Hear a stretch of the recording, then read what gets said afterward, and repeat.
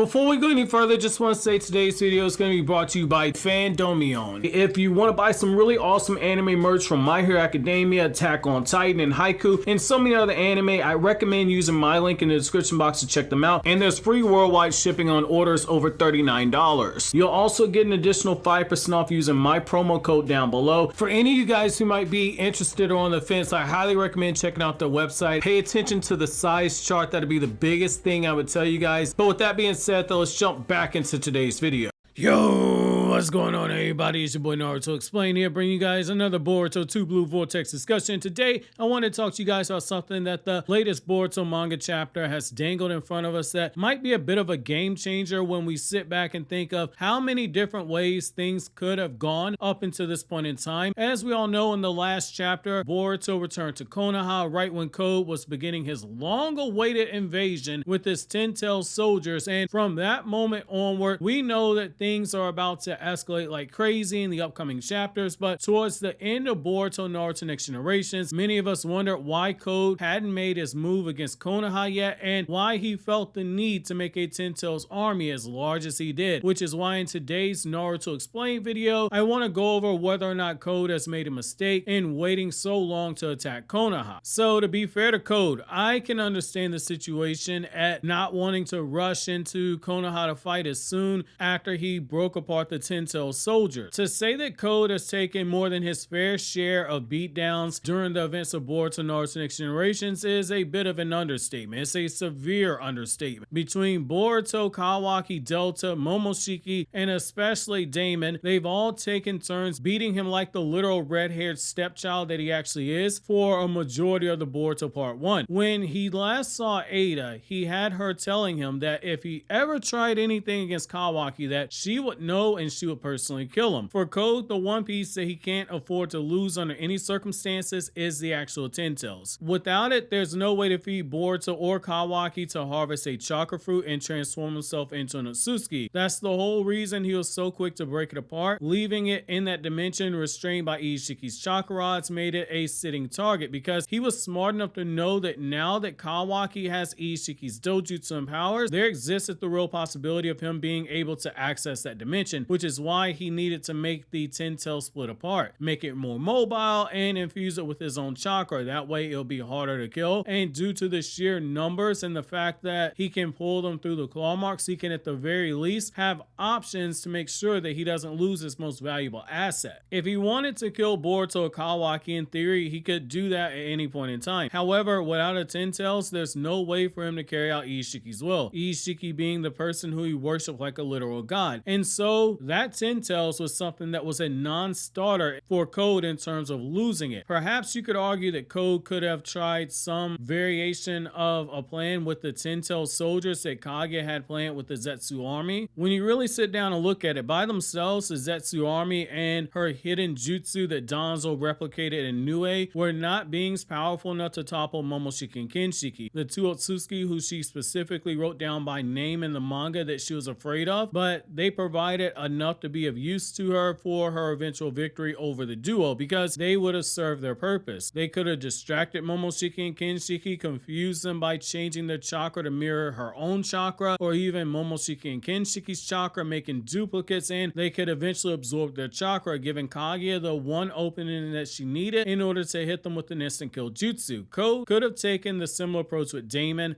hoping to overwhelm Daemon with numbers until he can get him off guard and kill him. But the problem is that we've seen nothing that suggests that Code has an attack that's strong enough for that to work, particularly since the power gap between Daemon and Code is as large as it is. Code, when you really think about it, just rushing into Konoha with that army makes no sense, because he said himself he's lost the element of surprise because Konoha has Ada, and she will know when he does make his move. Code would just be rushing into Konoha with a ton of backup and still get defeated. However, by waiting, Code could be argued to have merely delayed the inevitable, but I think there's something more to this that we aren't actually considering. Due to the Shinjutsu in his mind, he'd already planned to kill Boruto, because in his mind, Boruto is actually what Kawaki is, and before the time skip, he was already dead set on hunting him down. As we were told in the latest chapter, Code spent 2 years out of the 3-year time skip constantly hunting down Boruto throughout this entire time, which means that he he at the very least thought he had something that could actually be planned to deal with the being known as Daemon, because in his mind, he was hunting down the very person that Ada warned him not to go after. While we don't know how soon into the time skip he began hunting Boruto, if we assume that it was literally right after Boruto fled the village itself, we can at the very least know that Code sat there for a year and he bided his time and fortified his defenses before coming into Konoha. That beatdown that he took at the hands of Daemon humbled Code, and we saw a character who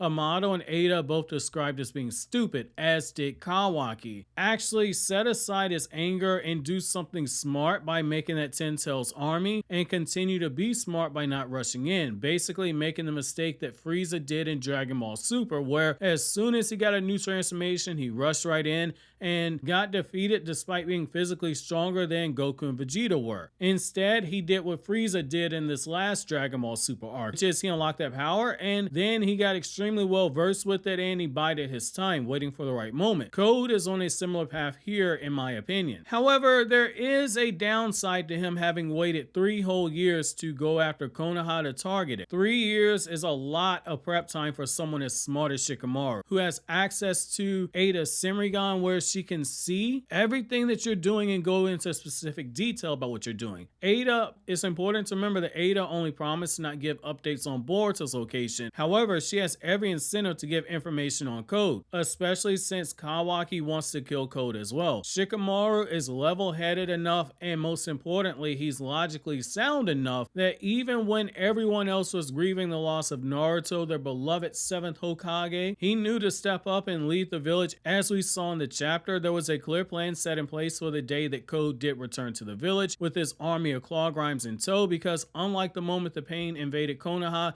and Tsunade had to gather everyone to form a quick plan and give out orders from on top of the Hokage rooftop and adjust things as things occur, Shikamaru already had procedures in place to get the civilians out of the battlefield and already had teams ready to engage Code. This is something that cannot be overestimated when it comes to Shikamaru and him being Hokage right now. Sometimes I see people say he's the Batman of the Naruto universe because of all the contingency plans that he has, but if you're only familiar with Naruto's anime and you never read the manga, you have no idea how true this is. We saw what only a week of prep time, what he was able to do with Hidan and Kakuzu in the manga, which in the anime that was like 2 or 3 days if I'm not mistaken. He came up with a plan that was so well thought out and layered with multiple levels of deception that he not only fooled someone as smart as Kakuzu, but he blew away Kakashi, someone who was a genius in his own right, and he was able to seamlessly incorporate Kakashi's strengths into the plan to make it more effective. That was something that he did with only 7 days of prep time in the manga. This is Shikamaru currently with a full 3 years. We saw how in the anime when Ishiki rolled up on the village, he had no idea of what to do because Ishiki's existence was literally just made known to him. He knew Naruto and Sasuke struggled against Ishiki's defective vessel Jigen, and to top it off, before he could even process the information, Ishiki had appeared inside the village. It was one of the few times in the Naruto franchise that we saw Shikamaru without a plan and faced with a reality that with some people the gap in power is just so large that no amount of planning can make up the difference. You just have to bend over and pray that they be gentle with you when that happens. However, we saw as early as the Horny House saga that Shikamaru wasn't too concerned with Code. Despite the fact that Code was stronger than Jigen but weaker than Ishiki, he called it something that they could at the very least manage, particularly after he'd already seen Code's fighting style